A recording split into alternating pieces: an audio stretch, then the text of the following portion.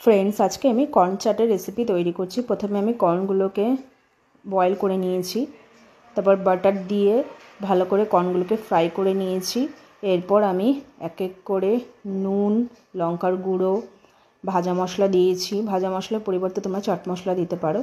এরপর আমি পেঁয়াজ কুচি, টমেটো কুচি, ধনেপাতা কুচি আর লেবুর রস দিয়ে ভালো করে মিক্স করে নিয়েছি।